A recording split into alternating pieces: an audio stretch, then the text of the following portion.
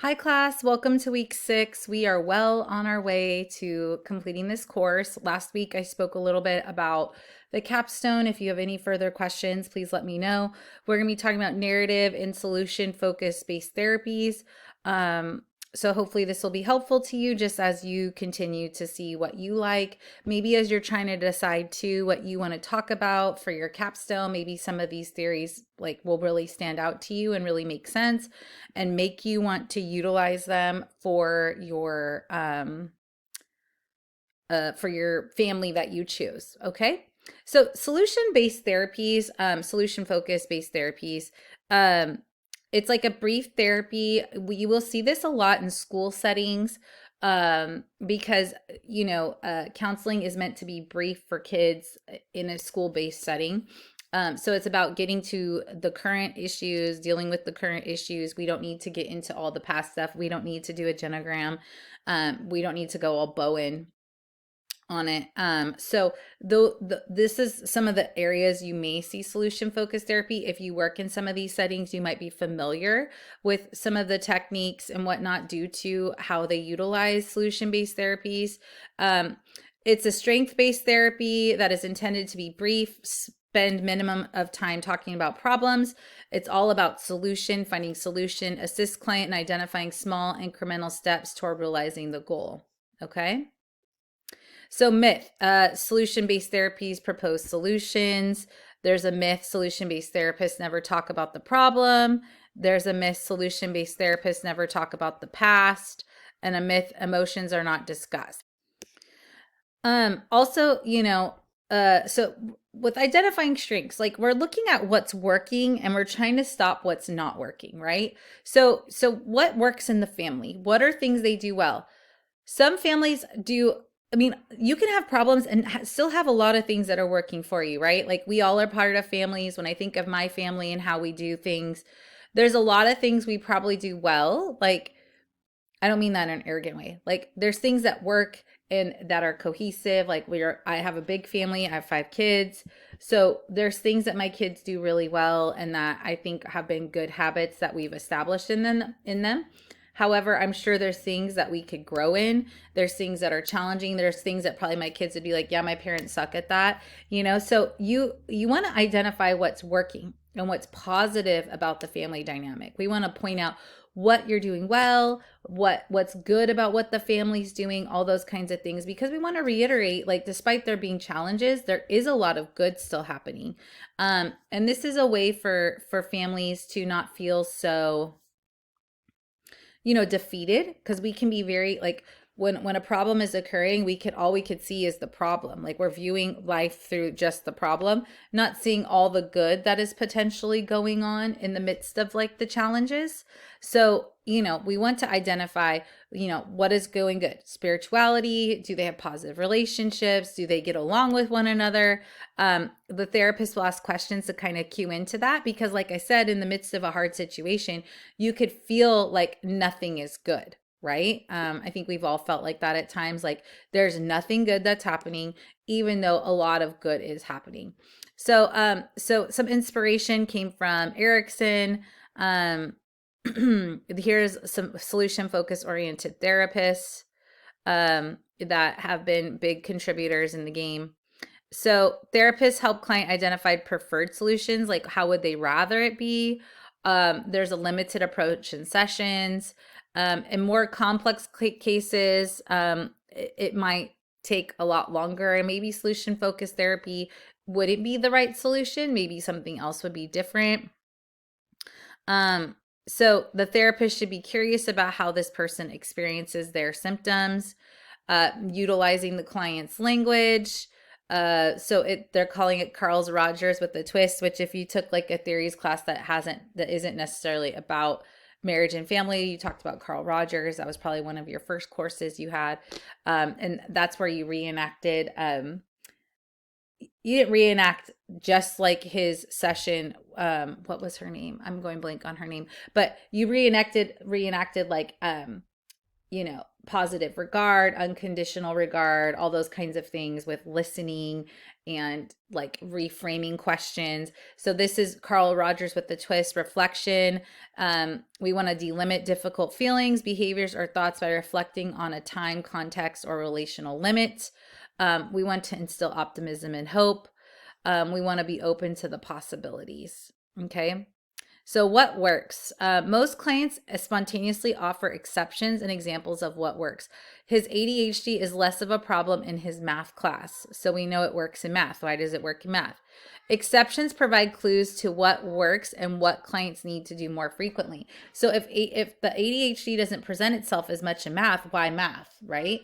Is it because he's challenged? Is it because he likes it? Like, what is going on that this is causing not as so much as a problem? This person doesn't act like this in this environment. Okay, so what's going on in that environment? So that's a way to kind of gain information, gain insight, to kind of maybe change things in the family system. Cheers to some Starbucks, right? So those are some things to think about. Okay, client motivation. Visitors don't have a complaint. Others have complaint against them, typically brought to therapy by another person, right? So people who are complaining, they can identify the problem, accept therapy or someone else to be the source of change. And then customers, they can identify a problem, want to take action towards a solution. So the goal and the positive language that we're wanting to use. So the positive goal descriptions emphasizes what client is going to be doing, does not focus on symptom reduction. Observable descriptions, clear, specific behavioral indicators of the desired change. So what is the behavior that's going to be different? What are we going to do differently? So increased periods of enjoyable activity, reduce depression, increase frequency of couples' emotional, intimate conversations, reduce couple conflict, increase cooperation and pro-social activities, reduces defiance. Solution-based goals must also be meaningful to the client, interactional, situational, small steps, clear role for client, and realistic, legally and ethically. Okay. So the miracle question, the $1 million question, however you want to word it. So it's like, if you could wake up tomorrow and your life would be exactly how you wanted it to be, what would it look like? That's kind of the conversation. So it helps them envision the future. Here's some different things that they call it: the miracle question, crystal ball question, magic wand question. That kind of question causes people to think about what would be different in their life if they could have it however they wanted. Obviously, some of those things aren't maybe reasonable or fathomable, but that doesn't mean they can't think about it, right?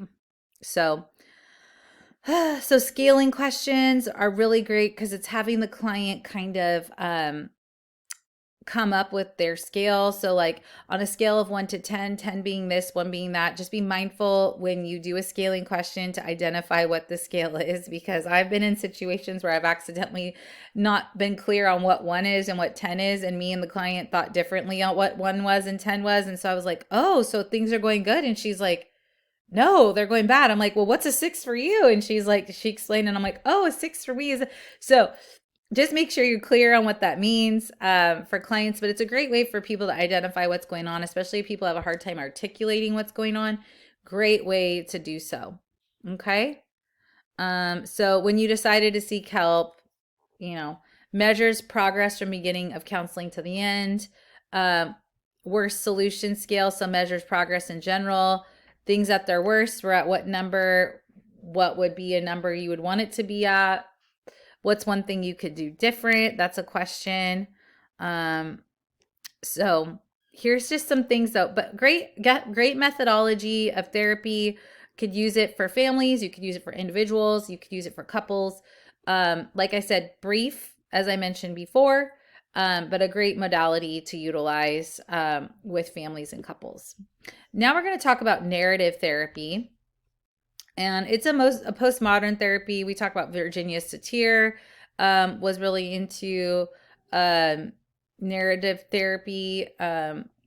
So this is where we're going to rewrite your story.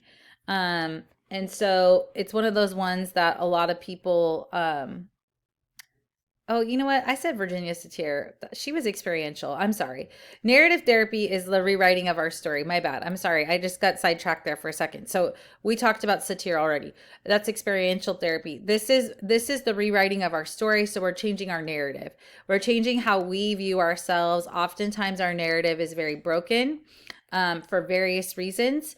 And so we want to change that, and this can be very powerful. This can also be used with individuals, can be used in a family setting, it can be used with couples. Okay, in a nutshell, the least you need to know. So based on the premise that we our story and create the meaning of life events using available dominant discourses. So people experience problems when personal life does not fit with these dominant social discourses. Like, so basically we can start to see ourselves as the problem. We can start to see ourselves like everything is the problem. So we're trying to separate ourselves or the family from the problem. Like, you are not the problem. This is the problem. There is a problem, and here are you. They're not one and the same necessarily, right? So it's trying to identify different ways to view, act, see yourself. It's really, like I said, very popular and powerful. Culturally generated stories about how life should go. These could be some problems that people have. Used to coordinate social behavior, how married people should act, right? Like, so how I should act versus how I act, what it looks like to be successful. A lot of times, well, especially based on social media, we could have a lot of ideas of how things should be, and versus how they actually are is a totally different circumstance. And so that creates a lot of conflict or issues.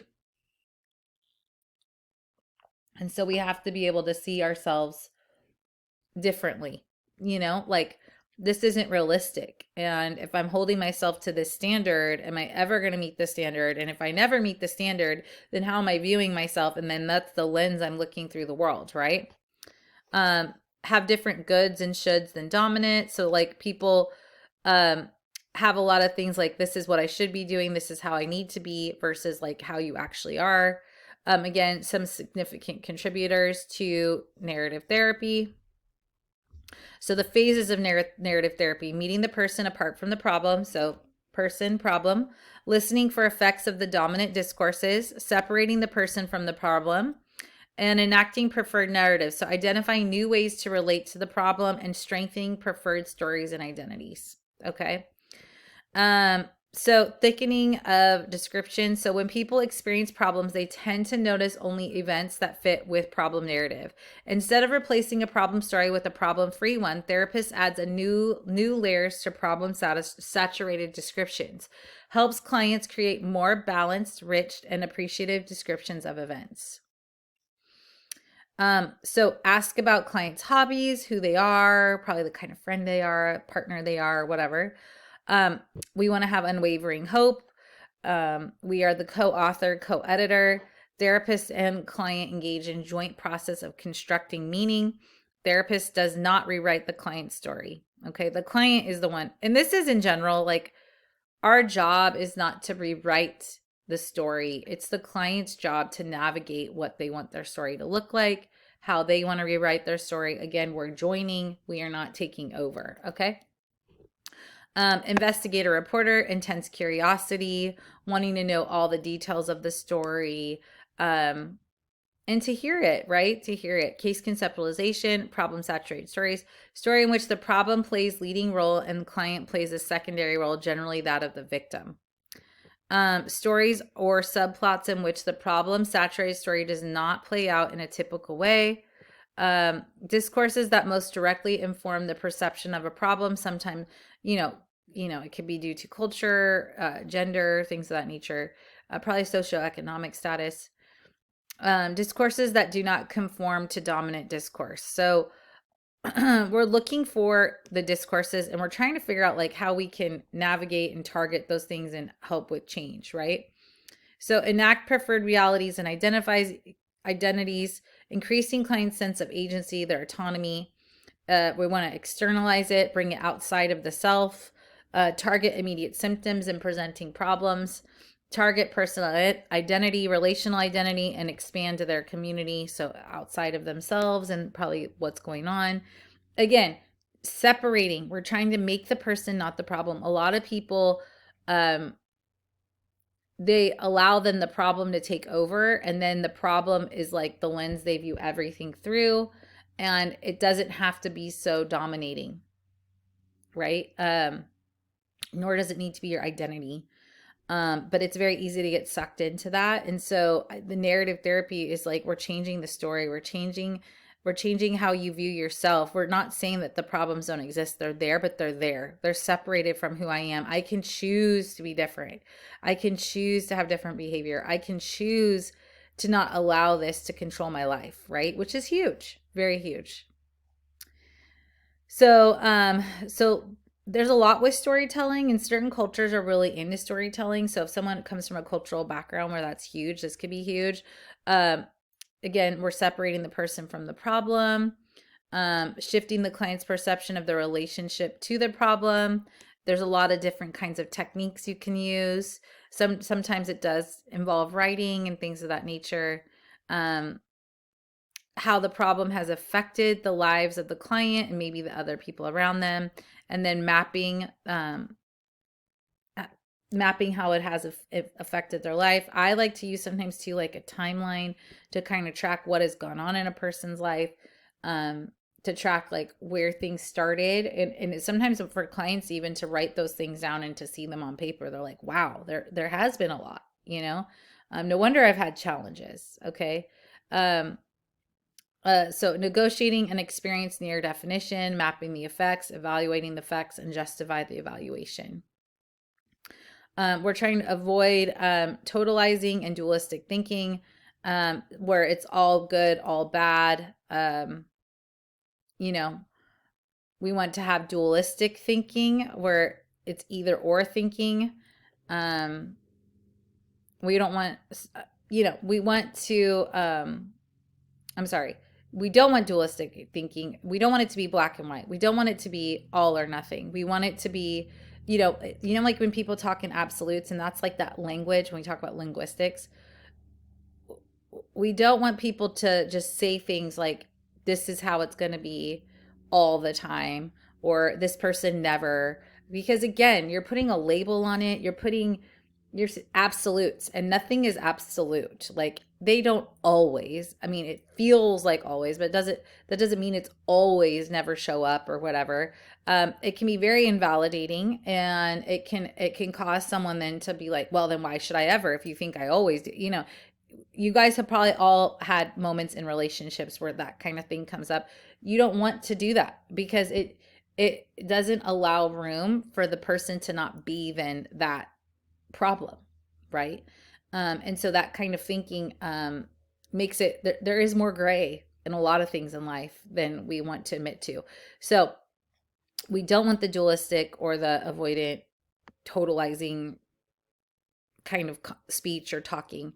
We want to not do those kinds of things. Externalizing questions. So used to help clients build different relationships with their problems. So versus being depressed, I have depression. I'm anxious. So that's like saying you are anxiety. So it's verbiage. I know it sounds silly, like it's small things, but that matters. Like, it matters. It matters with how we view ourselves. It matters with how we feel like we can control things, as much control as we have in general. It just is a way to make you or the client not the actual thing that's happening. Okay. And again, sounds silly, but like, words are meaningful. Words have power. Like, and especially if you've grown up in a house where people use a lot of negative talk, or were maybe emotionally abusive, like, words hold a lot of value and meaning in your life. And usually when in those kinds of circumstances, like, it's not good. And that can really control a person's life. And so, to be able to change that perception, to change that lens is huge, life-changing.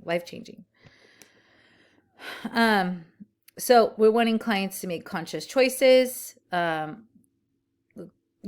therapist might listen for gaps in understanding, targeting problematic beliefs, practices. So we're getting good history, the context, the effects, the relationships, and the strategies behind these things. Um, so map in the landscape of action. So the critical events, the circumstances surrounding it, you're getting all this information as the clinician, the sequence of the event. So like that's like the timing, and then the overall plot. And how did the client interpret the events and what was their emotional response? Okay. So what were your intentions? Those are some questions. What were you feeling? Trying to ask all these things, you know. And then scaffolding describes 5 incremental movements across a zone. So um, we're you're going through all these different steps. Now, for some of these theories, if you're really passionate about it, you're like, wow, this is life altering. This is great work. This is really helping someone change their identity or shape it. You can do specializations and trainings to further deepen your knowledge and technique in this specific area. And that might help you grow as a clinician and really become an expert when working through this like lens. Okay. Question therapists use to ask permission to ask a question. So, um, you know, how you ask questions, your intention behind your questions would be important. Because again, you're trying to get the client to have this level of self-discovery and want this level of change. And so being mindful of that as a clinician will be important. So we want to reinforce the client's agency by ensuring comments from the therapist aren't taken as higher or more valid truth. We want them to respect their truth, right? Comments are situated by revealing the source of the perspective, emphasizing that it is only one perspective among others. Okay? That like everything you say isn't just truth because you're just one person, right? We have to take into account not just you, you know? And so team practices, 3 primary tasks developed through understanding by closely attending the details of the story. So you're really listening. Listen for differences, events that don't fit the problem saturated narrative, and notice beliefs, ideas, or contexts that support the problem saturated description. So what fits in with what they're saying about their story in the problematic way. Like what are things you're noticing? A lot of times how people see themselves is very different than how they would see somebody else if it was the same problem. So being able to kind of process that and talk through that and challenge it would be good. Remembering conversations, clients develop a sense of identity grounded in association of life. Associations of life include membership of significant people, identities from clients' past, present, future.